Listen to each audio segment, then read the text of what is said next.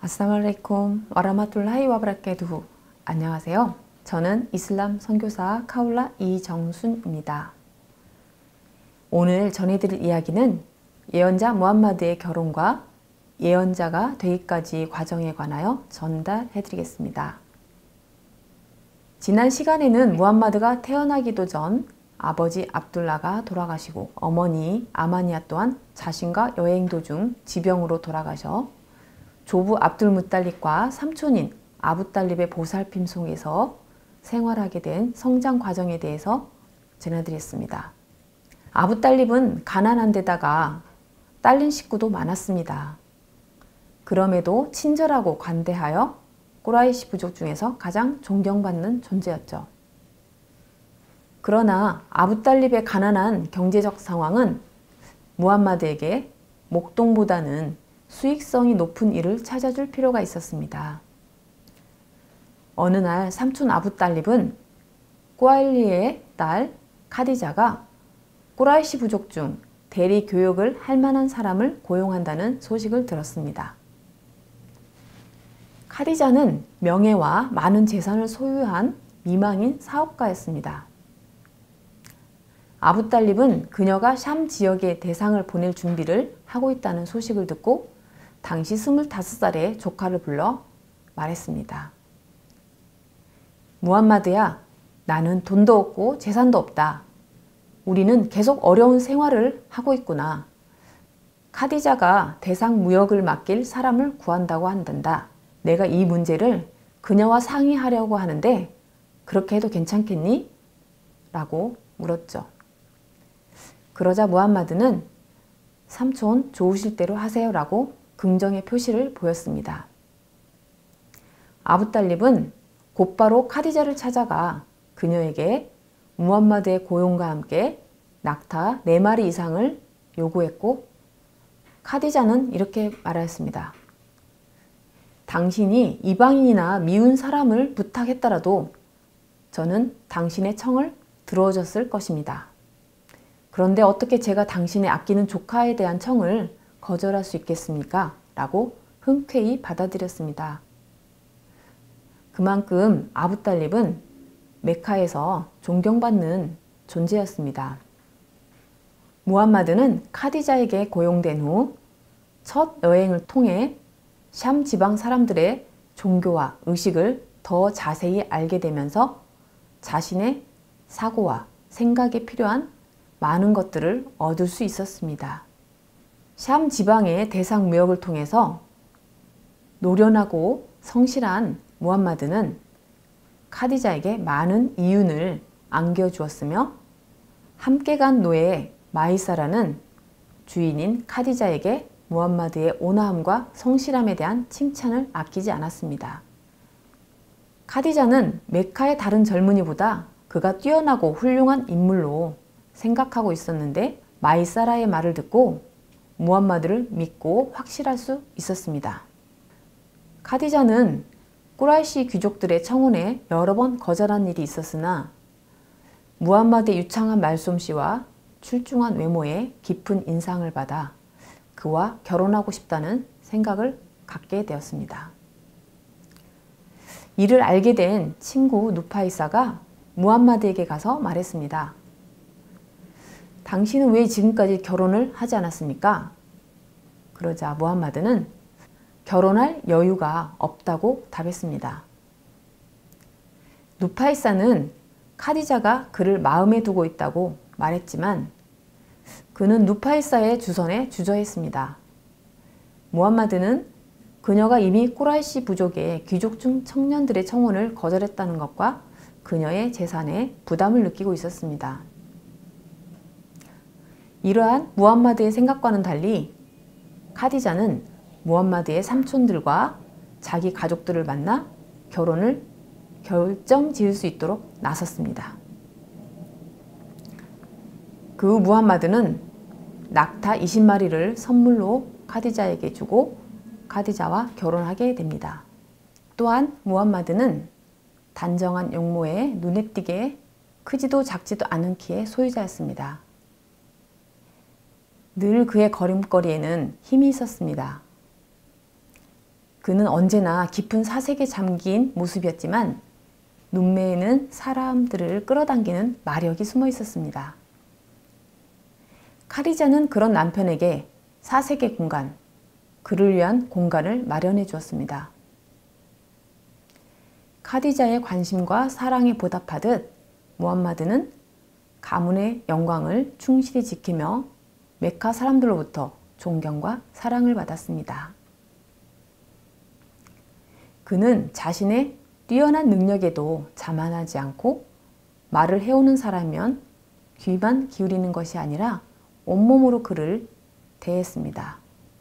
그는 선행을 즐겨했으며 자선을 베풀거나 손님을 접대할 때 무척 친절했을 뿐만 아니라 강한 의지력과 결단력 또한 있어서 그와 만나는 사람들은 누구나 그의 성품에 큰 호감을 갖게 되었습니다. 그가 갖춘 이러한 성품으로 그는 카디자와 자신을 사랑과 신뢰로 결속시킬 수 있었습니다. 또한 무함마드는 메카 사람들을 멀리하거나 그들의 공공생활에 참가하기를 꺼려하지 않았습니다. 당시 메카인들은 갑작스런 홍수로 까바 신전의 기초가 흔들리고 벽의 금이가 까바 신전을 재건해야 되는 골치 아픈 문제를 앓고 있었습니다. 얼마 동안 꾸라이시 부족이 관리해왔지만 천장이 없어 그 안에 둔 보물이 도난당할 위기에 처해 있었습니다. 또한 까바 신전 내부에 있는 것들을 바꾸면 큰 일이 닥칠 것이라는 일련의 미신이 사람들을 겁주고 있어서 변화를 금기시하고 있었죠. 하지만 더는 재건을 미룰 수가 없었습니다. 그때 마침 로마의 비잔틴 상인 파코미우스 소유의 상선이 이집트에서 아라비아 해안으로 왔습니다. 파코미우스는 건축 상인으로 목수의 일도 잘 할 줄 안다는 소식이 들렸습니다. 꾸라이시 부족은 왈리드 이븐 무기라를 단장으로 한 대표단을 보내 그와 까바 신전의 재건에 대한 협상을 하게 되었습니다. 협상이 성사되어 메카의 네 가문은 까바 신전의 네 벽을 허물어야 했습니다. 그런데 까바 신의 벌이 그들을 두렵게 하고 있어서 감히 벽을 허물지 못하였습니다. 이때 왈리드가 기도를 하더니 자기 부족에게 할당된 예멘 쪽 벽을 허물기 시작했습니다.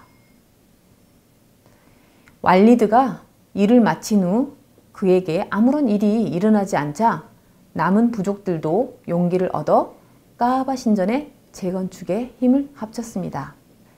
까바 신전은 모두 허물어져 평평하게 되어 있는데 벽 아래에 발견된 녹색 돌들은 꿈쩍도 하지 않았습니다. 그리하여 메카인들은 그것을 기초로 사용하기로 결정하고 근처 산에서 푸른 화강암의 돌을 가져와 벽을 쌓아 올라갔습니다. 그러나 그때 신성한 까바의 흑석을 동쪽 벽에 놓아야 할 때가 되었습니다. 그러나 그곳에 돌을 놓는 영광을 누가 누릴 것인지에 대한 문제를 두고 이견이 생겨 전쟁이 일어날 지경이었습니다. 압두다르와 아디의 후손들은 그 영광을 누구에게도 뺏기지 않겠다고 한 것이죠. 이렇게 발생한 흑석 분쟁을 두고 무함마드는 그들이 서로 자기에게 유리하게 주장하는 말을 듣고 분쟁의 중재자가 되었습니다. 무함마드는 긴 옷을 땅에 펼쳐놓고 거기에 흑석을 올려놓은 다음 말했습니다. 각 가문의 연장자들은 이 옷의 각 귀퉁이를 잡으시오. 그러자 그들은 각 귀퉁이를 잡은 채 흑석을 들어놓을 자리로 날랐습니다. 그리고 마지막으로 무함마드는 그것을 들어 제자리에 직접 놓았습니다. 이렇게 하여 충돌은 비껴가고 분쟁은 해결이 되었습니다. 당시 무함마드는 메카의 공동생활에 참여하면서 몇 년을 보냈습니다. 그는 많은 자식들을 낳아준 카디자를 최상의 여인으로 여기며 사랑했습니다. 하지만 까심과 압둘라 두 아들이 일찍 죽고 셋째 아들인 아브라함마저 죽자 아들들과의 사별에 무함마드는 사색에 빠져들었습니다. 이 과정에서 메카의 종교에 대한 유대인들과 기독교인들의 비판을 듣고 이 문제에 많은 시간을 쏟았습니다. 진리를 꿰뚫는 통찰력을 갖추고 인류에게 하나님의 메시지를 전달하여 이들의 영혼을 진리의 길로 인도할 준비를 갖춘 무함마드는 많은 사람들이 거짓과 잘못된 인도를 받고 있음을 알고서 혼자서 평화와 안정을 누릴 수는 없다고 판단했습니다. 결국 그는 상당히 오랜 기간 동안을 홀로 사색에 몰입한 채 보내며 자신의 생각을 남한테 결코 말하지 않았습니다. 당시 아라비아에는 생각이 깊고 신성심이 두터운 사람이면 매년 얼마 기간 동안 응거하면서 숭배와 금욕과 기도로 보내는 관습이 있었습니다. 무함마드 또한 그러한 생활이 사색하고 명상하려는 자신의 의지를 충족시켜 줄 수 있는 최상의 수단이라고 생각했습니다. 따라서 그는 메카에서 북쪽으로 떨어진 히라산 정상의 한 동굴에서 라마단 기간을 보내기로 결정했습니다. 그는 오로지 자신의 주변 세계, 하늘과 별과 달과 해, 그리고 장렬하는 태양빛 아래에서 타오르는 사막과 이 세상의 존재 이면에 담긴 유일성을 구성하는 모든 것들을 이 동굴 안에서 찾으려 했습니다. 그는 히라 동굴에 응거하면서 정신과 삶의 전체 틀 속에서 진리를 발견하려 한 것이죠. 해가 바뀌고 라마단 달이 왔습니다. 무함마드는 다시 히라 동굴로 들어가 더욱 성숙되고 진실한 영혼으로 명상을 하며 그렇게 몇 년을 보냈습니다. 그런데 그의 꿈속에서 자신이 갈구하던 진리의 빛을 보기 시작했습니다. 그는 사람들이 섬기는 우상과 거짓 신앙으로 인하여 그들의 정신적인 삶이 온전히 타락되어 있다는 것을 발견했죠. 또한 유대인들이나 기독교인들이 결코 그들을 수렁에서 구원할 수 있는 길을 제시할 수 없다는 것도 확신했습니다. 절대적인 진리란 다름 아닌 우주의 창조자인 알라, 즉 하나님이었습니다. 하나님 외에는 다른 신은 없다. 이 진리는 하나님이 우주의 주인이라는 것과 그분은 자비로우시고 자애로우시며 인간은 자신의 행동에 책임이 있다는 것이었습니다. 티끌만한 선이라도 실천한 자는 그것이 복이됨을 알 것이며 티끌만한 악이라도 저지른 자는 그것이 악이됨을 알리라. 꾸란 99장에 나와 있는 구절입니다. 천국과 지옥은 존재하며 하나님 외에 다른 신을 섬기는 자는 지옥에서 살면서 영원히 벌을 받게 된다는 것. 그것이 곧 무함마드가 발견한 진리의 빛이었습니다. 무함마드의 나이 40이 되었을 무렵 히라 동굴에 응거하고 있을 때 그의 영혼은 자신이 본 진리의 빛을 분명히 확신하게 되었습니다. 그는 방황하고 있는 사람들을 바른 길로 인도하여 달라고 하나님께 기도했습니다. 어느 날 무함마드가 동굴에서 잠이 들었을 때 한 천사가 그 손에 종이 한 장을 들고 나타나 무함마드에게 읽어라, 이끄라 라고 말했습니다. 무함마드는 깜짝 놀라 대답했습니다. 무엇을 읽으라는 말입니까? 그러자 천사는 그를 꼭 껴안은 후 팔을 풀면서 다시 한번 읽어라 라고 명령하였습니다. 무함마드는 역시 무엇을 읽으란 말입니까? 라고 말할 뿐이었습니다. 다시 천사는 그를 질식시키듯 꼭 껴안은 뒤 같은 명령을 반복했습니다. 이에 무함마드는 같은 대답을 내놓았습니다. 그는 거의 질식될 지경이었습니다. 천사가 말했습니다. 만물을 창조하신 주님의 이름으로 읽어라. 그분은 한 방울의 정액으로 인간을 창조하셨노라. 읽어라. 주님은 가장 은혜로운 분으로 연필로 쓰는 것을 가르쳐 주셨으며 인간이 알지 못하는 것도 가르쳐 주셨노라. 무함마드는 천사를 따라 그 구절을 암송하였습니다. 그 구절은 그 기억 속에 영원히 새겼으며 현재 꾸란 알라크장 전해지고 있습니다. 깜짝 놀란 무함마드는 벌떡 일어나 좌우를 둘러보았으나 아무도 없었습니다. 잠시 동안 무함마드는 무섭고 두려워서 두려움에 떨고 있었습니다. 그는 동굴에서 도망가는 것이 낫겠다고 생각했으나 자신이 본 것에 대해 설명할 수가 없었습니다. 그는 산자락을 따라 걸으며 누가 자신에게 그런 명령을 한 것인지에 대해 스스로에게 물어보았습니다. 무함마드는 은거 생활을 해온 그날까지 오랜 명상 뒤에 자신에게 나타나 의식을 빛으로 가득 메운 진리의 빛을 보았습니다. 그 빛을 보고 난 뒤 무함마드는 진리로 인도되었고 꾸라이시 부족이 빠져있는 우상 숭배의 어두운 구름을 걷어냈습니다. 그것은 하나님이었습니다. 무함마드에게 가장 자비로운 분을 상기시켜 준 자는 누구였을까요?